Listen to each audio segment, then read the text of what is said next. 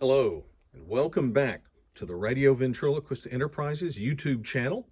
Today we're going to talk about this Pioneer PL-520 turntable. Uh, this is an interesting piece of kit right here. I have not been able to find a whole lot of information on it.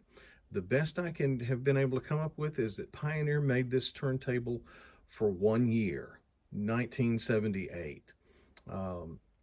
It falls right in between two other models that they made during that time frame, the PL-518 and the PL-530.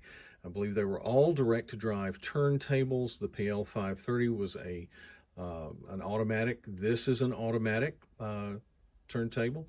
I think the 518 was a manual turntable.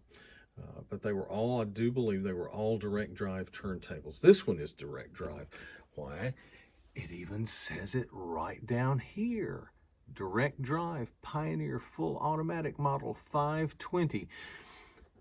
And we'll just go ahead and look at the front panel here. You see that you can choose different sizes of record. You know, if you've got a 45, you can choose the 7-inch size, or a 10-inch or 12-inch. You can even set it to manual. There's the cut or the off button. Let me see if I can stabilize this a little better. A repeat button, which it will do that. The start button there is the lever for the tone arm lift. Over here on this side, you have the controls for choosing your speed and making any minor speed adjustments. Now, the wow and flutter on this is rated very good. It's as good, if not better, than a lot of modern turntables today. It's got a great sound, and I have replaced the original rubber mat that came with it. And I got this cork. I really like the cork. It just generates a little less static when you're taking records off of the turntable. Now, to talk about the turntable proper, like I said, I haven't been able to find a whole lot of information about it. Just 1 year production, 1978. I do believe it had a particular, there was a design philosophy for it, with all the controls here, and when you close the lid, all the controls are accessible outside of the lid. Now, there are other turntables you can find today that have that feature. But most of the turntables that I've seen from Pioneer that are right in this sort of range of turntables, all of the controls tend to sit up in this area.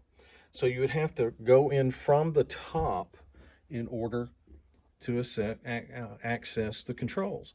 I believe that this was intended for the purpose of sitting on a shelf inside a cabinet, so that, and you could take the lid off, leave it off, put your record on, and all you had to do was hit your start button, and then you were good to go. That is a reasonable assumption to make.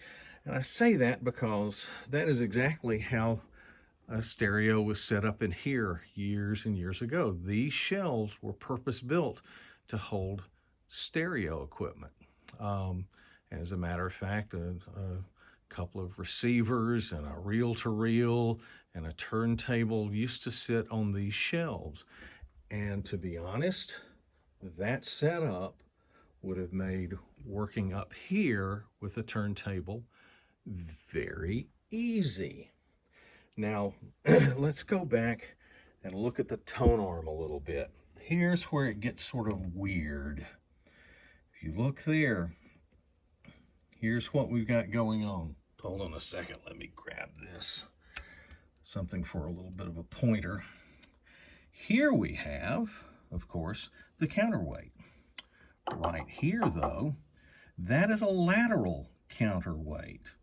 I'd never really seen that until I got this, and then as I did some research, I began to see a lateral counterweight on other tone arms during that time frame or earlier. They sort of go out out of common usage after about the late 70s, I guess. There is the control for anti-skate. There's looks to be like a glorified piece of fishing line there that goes down into here. I don't know if it's a spring-loaded thing or just a tension thing. I do not know. But here, this front little bar, this is your tracking force. Once you have things balanced up with your counterweight, you adjust your tracking force here. Now, I will say this, that is a heavy counterweight, and the rating for the cartridges that are usable on this turntable, you can go from as light as 4 grams to as heavy as 10 grams. Modern turntables, the ones that I have been able to find a rating for on that, usually run between 5 and 7 grams, a much narrower range.